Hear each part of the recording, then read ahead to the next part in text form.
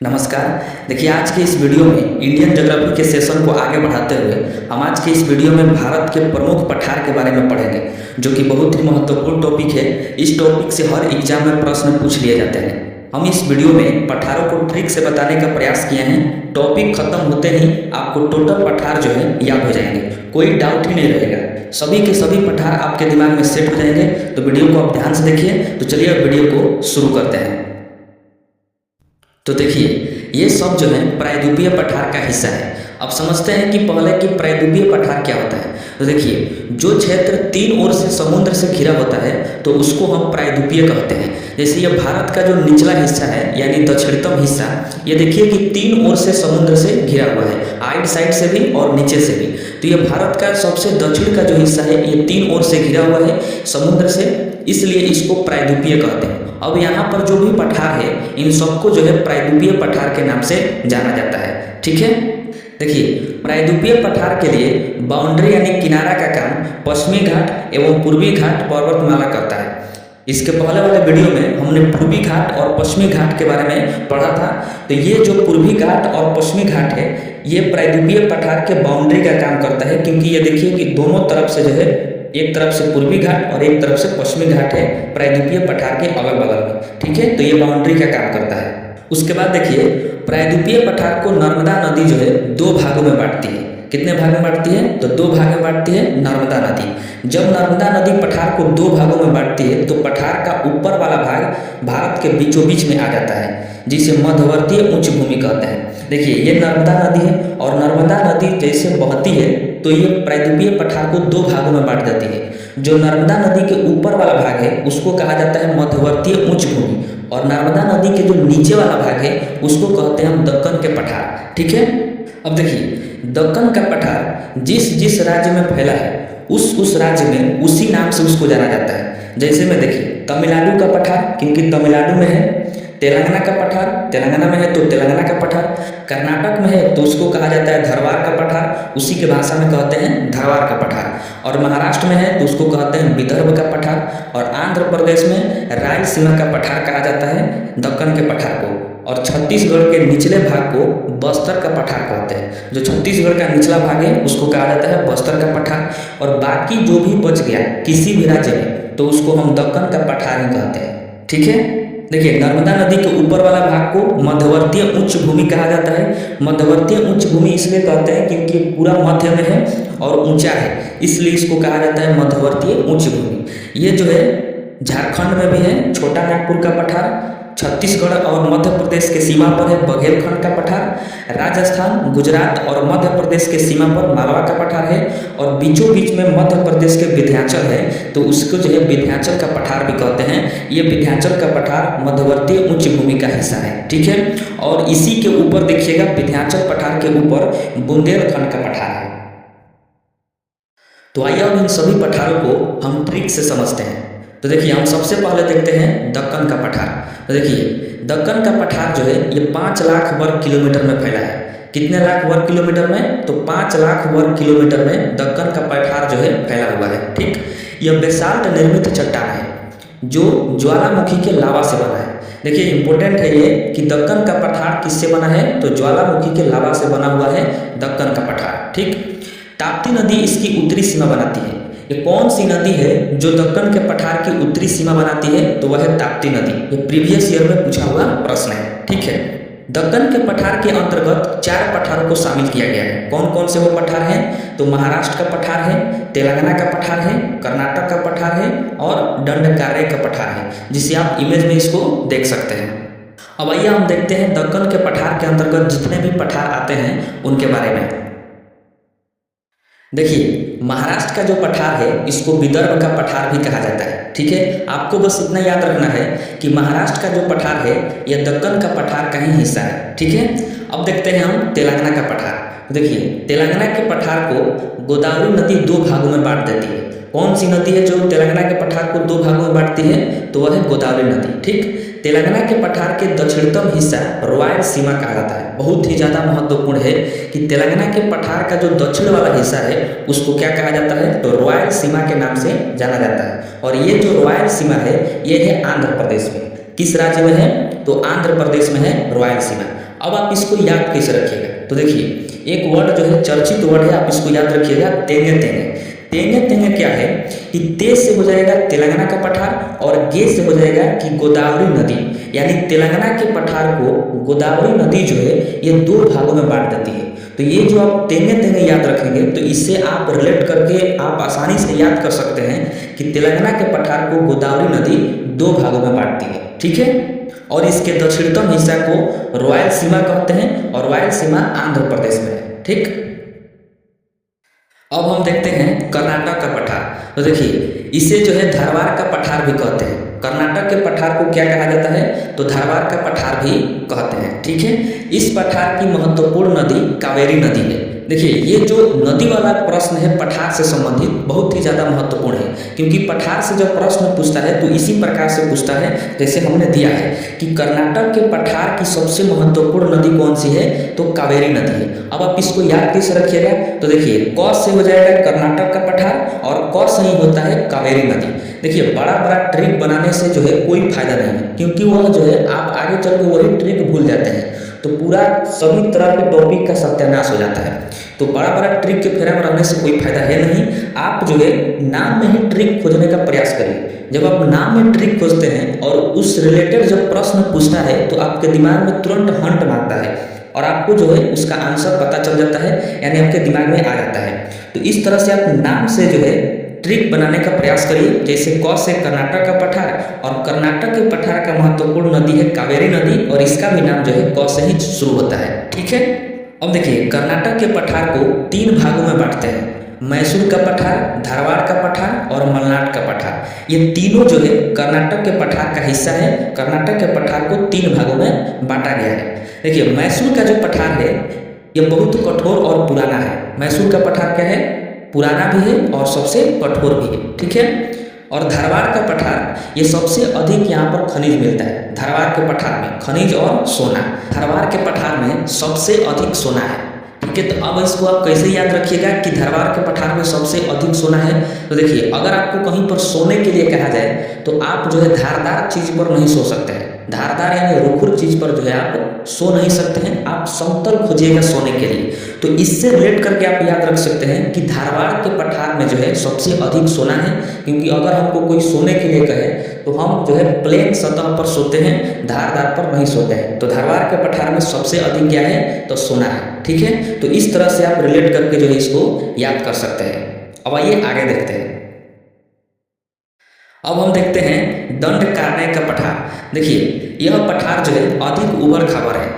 यहाँ जनसंख्या घनत्व बहुत कम है। जाहिर सी बात है कि जो पठार ज़्यादा उबड़ खाबड़ होगा, मतलब एक बाई खाल एक बाई ऊंच, तो वहाँ पर जो है दूर दूर लोग बसेंगे। तो इस वजह से वहाँ पर जनसंख्या घनत्व क्या हो जाता है? बहुत ही कम हो जाता है, ठीक। तो दंडकारण्य का पठार जो है उबड़ खाबड़ पठार है। इसको याद रखने का ट्रिक है कि अगर आप जो है किसी को दंडवत प्रणाम करते हैं, मान लीजिए आप अपने गुरु जी को दंडवत प्रणाम करिएगा तो आप जो है समतल जगह पर दंडवत प्रणाम करिएगा, उबड़ खाबड़ जगह पर नहीं कर सकते हैं। तो इस तरह से आप जो है संबंध करके याद रखिएगा कि दंडकारण्य का पठार जो है यह उबड़ खाबड़ पठार है, क्योंकि जब हम किसी को दंडवत प्रणाम करते हैं तो हम उबड़ खाबड़ जमीन पर दंडवत प्रणाम नहीं कर सकते हैं, ढिमला जाएंगे। हमको जो है समतल जगह चाहिए दंडवत प्रणाम करने के लिए। तो दंडकारण्य का पठार जो है ये उबड़ खाबड़ है, इस तरह से आप याद करिएगा। और जैसे ही उबड़ खाबड़ होगा तो यहाँ पर जनसंख्या घनत्व सबसे कम हो जाएगा, ठीक है। यह पठार छत्तीसगढ़, उड़ीसा एवं आंध्र प्रदेश में फैला हुआ है। जैसा कि आप इस इमेज में देख सकते हैं, यह छत्तीसगढ़, उड़ीसा और आंध्र प्रदेश में है दंडकारण्य का पठार, ठीक है। तो हमने देखा कि दक्कन के पठार के अंतर्गत जो है महाराष्ट्र के पठार, तेलंगाना के पठार, कर्नाटक का पठार और दंडकारण्य का पठार आता है। इन सब के बारे में हमने ट्रिक से इसको समझा। अब आइए हम देखते हैं मध्यवर्तीय उच्च भूमि जो नर्मदा नदी के ऊपर का पठार है उसको। तो आइए अब हम देखते हैं मध्यवर्तीय उच्च भूमि का पठार। देखिए मध्यवर्तीय उच्च भूमि का जो पठार है ये नदियों के कारण कई छोटे छोटे पठारों में बट गया है। जैसा कि आप जानते हैं कि भारत के मध्य में जो है नदियाँ बहुत ज़्यादा है और बहुत तेज़ी से बहती है। तो तेज़ी से नदियों के बहने के कारण ये यहाँ के जो पठार हैं ये कई खंडों में टूट गए हैं और टूट के अलग अलग बट गए हैं, तो उनका जो है अलग अलग नाम रखा गया है। वह जो है पठार हैं मालवा का पठार, बुंदेलखंड का पठार, बघेल का पठार और छोटा नागपुर का पठार तथा मेघालय का पठार। इन सभी खंडों में जो है मध्यवर्तीय उच्च भूमि का जो पठार है वो बट गया है। तो इन सबको मध्यवर्तीय उच्च भूमि का पठार कहा जाता है। आप जितना पठार इस इमेज में देख रहे हैं, ठीक है। अब आइए इनके बारे में जो है एक एक करके पढ़ते हैं और ट्रिक से उनको जो है याद करने का प्रयास करते हैं। तो देखिए सबसे पहले देखते हैं मालवा का पठार। देखिए यह पठार जो है लावा द्वारा निर्मित है, जो काली मिट्टी का पठार है। मालवा का पठार जो है लावा के द्वारा बना है और यह काली मिट्टी का पठार है, मतलब मालवा के पठार में काली मिट्टी होता है, ठीक है। इस पठार से चंबल एवं बेतवा नदी बहती है, बहुत ज़्यादा महत्वपूर्ण। मालवा के पठार से चंबल एवं बेतवा नदी बहती है। अब देखिए आप इसको याद रख सकते हैं इस प्रकार से कि जो ये मालवा लिखा है तो इसमें देखिए कि लवा है, क्या है लास्ट में लवा। तो ये मालवा का पठार का निर्माण किससे हुआ है, तो लावा से हुआ है, क्योंकि इसका नाम में ही छुपा हुआ है लावा। तो मालवा के पठार का निर्माण लावा से हुआ है, ठीक है। अब देखिए ये चंबल नदी है और बेतवा नदी है, इन दोनों में देखिए कि व आ रहा है और वा आ रहा है, ल आ रहा है, और मालवा में भी व है, ला है। तो इससे रिलेट करके याद रखिए कि मालवा का जो पठार है इससे चंबल नदी और बेतवा नदी जो है बहती है, ठीक है। और मालवा का पठार मध्य प्रदेश में है। तो देखिए इसको भी आप आसानी से याद कर सकते हैं कि म से हो जाएगा मालवा का पठार और म से मध्य प्रदेश। तो मालवा का पठार किस राज्य में है, तो मध्य प्रदेश में है, जैसा कि आप इस इमेज में देख रहे हैं, ठीक है। उसके बाद देखते हैं बुंदेलखंड का पठार। देखिए यह मध्य प्रदेश एवं राजस्थान के सीमा पर फैला हुआ है। बुंदेलखंड का पठार जो है ये मध्य प्रदेश और राजस्थान के सीमा पर है। बस आप इसका केवल लोकेशन याद रखिएगा, लोकेशन इसका इंपॉर्टेंट है कि बुंदेलखंड का पठार मध्य प्रदेश एवं राजस्थान के सीमा पर फैला हुआ है। अब इसको याद करने के लिए एक बेहतरीन ट्रिक है। एक भारतीय खिलाड़ी है, चर्चित खिलाड़ी बुमराह, तो इनका जो है आप नाम याद रखिएगा बुमराह। बू से हो जाएगा बुंदेलखंड का पठार और ये कहाँ पर है, तो म से मध्य प्रदेश और रा से राजस्थान के सीमा पर, ठीक है। तो बुंदेलखंड का पठार जो है ये मध्य प्रदेश और राजस्थान के सीमा पर है। बुमराह इसका ट्रिक है, ठीक है। उसके बाद देखते हैं बघेलखंड का पठार। तो देखिए यह पठार ग्रेनाइट, चूना पत्थर एवं बलुआ पत्थर से निर्मित है। बघेलखंड का पठार जो है यह ग्रेनाइट से, चूना पत्थर से और बलुआ पत्थर से जो है बना हुआ है बघेलखंड का पठार, ठीक है। इसके उत्तर में सोन पहाड़ियाँ और दक्षिण में रामगढ़ की पहाड़ियाँ स्थित है। ये प्रश्न जो है प्रीवियस ईयर में पूछा हुआ प्रश्न है कि बघेलखंड के पठार के उत्तर में सोन पहाड़ियाँ और दक्षिण में रामगढ़ की पहाड़ियाँ जो है स्थित है, ठीक है। और बघेलखंड का पठार किस राज्य में है, तो मध्य प्रदेश में है। इसको आप याद रखिएगा कि बघेलखंड का पठार मध्य प्रदेश में है। इसके लिए ट्रिक है बम, ब से हो जाएगा बघेलखंड का पठार और म से याद रखिएगा मध्य प्रदेश, यानी बघेलखंड का पठार जो है यह मध्य प्रदेश में स्थित है, ठीक है। तो ट्रिक आप याद रखिएगा, इसका ट्रिक है बम, ठीक है। अब हम देखते हैं छोटा नागपुर का पठार। देखिए यह पठार जो है बिहार झारखंड में फैला है। छोटा नागपुर का पठार किन किन राज्यों में है, तो बिहार और झारखंड में फैला हुआ है। इसकी औसत ऊंचाई 700 मीटर है। छोटा नागपुर पठार की औसत ऊंचाई कितनी है, तो 700 मीटर है, ठीक है। अब आप इसको याद कैसे रखिए, तो देखिए इस वर्ड को पढ़िए छोटा नागपुर, यानी इस वर्ड में आ रहा है नाग, नाग यानी सांप। तो जब बिहार और झारखंड में किसी को सांप यदि काटता है तो वह झाड़ फूक में ज़्यादा रहता है। किस में रहता है, झाड़ फूक में ज़्यादा रहता है। तो इससे आप याद रख सकते हैं कि नाग काटता है तो झाड़ फूक में ज़्यादा रहता है। तो इसका मतलब कि छोटा नागपुर का पठार जो है झाड़ फूक, झाड़ यानी बिहार और झारखंड में फैला हुआ है, ठीक है। झारखंड में और बिहार में फैला हुआ है छोटा नागपुर का पठार। और इसकी औसत ऊंचाई की बात करें तो 700 मीटर है। कितना मीटर, 700 मीटर। इस पठार की जो प्रमुख नदियां हैं वह है महानदी, स्वर्णरेखा नदी, सोन नदी और दामोदर नदी। तो ये सभी नदियां जो हैं ये छोटा नागपुर पठार की नदियां हैं और ये सभी नदियां इसी पठार से होकर बहती है, ठीक। छोटा नागपुर के पठार में खनिज और कोयला अधिक मात्रा में पाया जाता है। जैसा कि आप जानते हैं कि झारखंड में सबसे अधिक कोयला है और झारखंड में ही छोटा नागपुर का पठार है। तो छोटा नागपुर के पठार में खनिज और कोयला की मात्रा जो है अधिक है, ठीक है। अब हम देखते हैं सबसे लास्ट पठार जो है मेघालय का पठार। देखिए, इस पठार का निर्माण गोंडवाना काल के निक्षेपों से हुआ है। मेघालय के पठार का निर्माण कैसे हुआ है? तो गोंडवाना काल के निक्षेपों से हुआ है। इस पठार की महत्वपूर्ण नदी ब्रह्मपुत्र नदी है जो यहाँ से बहती है। मेघालय के पठार की सबसे महत्वपूर्ण नदी कौन सी है? तो ब्रह्मपुत्र नदी है। देखिए, आप इसको जो है याद कैसे करिएगा, इन दोनों वर्ड पर ध्यान दीजिए, मेघालय और ब्रह्मपुत्र। देखिए, ब्रह्मपुत्र में आ रहा है पुत्र, पुत्र यानी बेटा, और मेघालय में आ रहा है आलय। मेघालय में क्या आ रहा है? आलय। आलय का मतलब होता है घर। आलय का मतलब घर। तो कोई भी पिता अपना घर जो है किसके लिए बनाता है? तो पुत्र के लिए बनाता है। किसके लिए बनाता है? तो पुत्र के लिए बनाता है। आलय यानी घर, और ब्रह्मपुत्र में आ रहा है पुत्र। तो इस तरह से आप रिलेट करके इसको याद रखिए कि मेघालय के पठार में जो है ब्रह्मपुत्र नदी बहती है। कौन सी नदी बहती है? तो ब्रह्मपुत्र नदी बहती है। ठीक है, तो ये थे मध्यवर्तीय उच्च भूमि के अंतर्गत जितने भी पठार आते थे उनके बारे में हमने जो है ट्रिक से उसको समझा, पढ़ा और याद किया। अब आइए हम आगे देखते हैं। अब हम देखते हैं लद्दाख के पठार को। देखिए, तिब्बत के पठार का जो है थोड़ा सा भाग भारत में है जिसे लद्दाख का पठार कहा जाता है। ये लद्दाख का पठार जो है भारत का सबसे ऊंचा पठार है। वेरी वेरी इंपॉर्टेंट प्रश्न है कि भारत का सबसे ऊंचा पठार कौन सा है? तो वह है लद्दाख का पठार। इसको याद रखना जो है बहुत आसान है। जैसे भारत का सबसे ऊंचा पठार है लद्दाख का पठार। तो अगर आप इस मैप को ध्यान से देखिएगा तो भारत के नक्शा में सबसे ऊंचाई पर जो है लद्दाख है, और उसी लद्दाख में लद्दाख का पठार है। तो सबसे ऊंचा है यानी सबसे ऊपर है, तो सबसे ऊंचा पठार भी हो गया लद्दाख का पठार। तो इस तरह से आप इसको याद रखिएगा कि भारत का सबसे ऊंचा पठार लद्दाख का पठार है, क्योंकि यह सबसे ऊंचाई पर है, सबसे ऊंचा है, सबसे ऊपर है। ठीक है, देखिए, तिब्बत का पठार विश्व का सबसे बड़ा पठार है जो 1500 फीट की ऊंचाई पर है। तिब्बत का पठार यह विश्व का सबसे बड़ा पठार है, और लद्दाख का पठार जो है यह भारत का सबसे ऊंचा पठार है। ठीक है, तो इसको आप याद रखिएगा। देखिए, तिब्बत का पठार इतना ऊंचा है कि इसके ऊपर से कोई भी विमान नहीं जाती है। अब आप कहिएगा कि तिब्बत की पठार की ऊंचाई है 15,000 फीट, और जो विमान उड़ती है वह 37,000 फीट की ऊंचाई पर उड़ती है।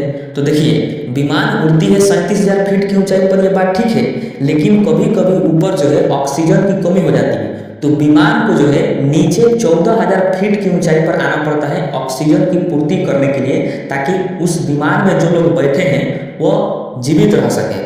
और तिब्बत के पठार की ऊंचाई देखिए कि 15,000 फीट है, और उसको आना है नीचे ऑक्सीजन लेने के लिए 14,000 फीट की ऊंचाई पर। तो जैसे नीचे आएगा बस तिब्बत के पठार से वो क्या हो सकता है? टकरा सकता है। इस वजह से तिब्बत के पठार के ऊपर से कोई विमान नहीं जाती है। और इसका दूसरा कारण यह है कि हिमालय से जो हवाएं टकराती है वो ऊपर की ओर उठती है, क्योंकि इस हिमालय का आकार जो है शंकुआकार है यानी तिनकोना है। तो जब हवाएं टकराएंगी तो छिछिल कर ऊपर उठेगी, जैसे कि आप इमेज में देख रहे हैं। तो छिछिल कैसे ऊपर उठेगी और जाकर वो हवाएं विमान से टकरा जाएगी, जो भी इसके ऊपर से विमान जाएगी। और जैसे हवाएं विमान से टकराएगी तो विमान जो है दिशाहीन हो जाएगी, और दिशाहीन होगी तो जाहिर सी बात है वो गिरवे करेगी। गिरेगी तो नुकसान होगा और जान माल की क्षति होगी। इस वजह से जो है तिब्बत के पठार के ऊपर से किसी भी विमान या फिर जेट को उड़ने नहीं दिया जाता है, बैन लगाया गया है। ठीक है।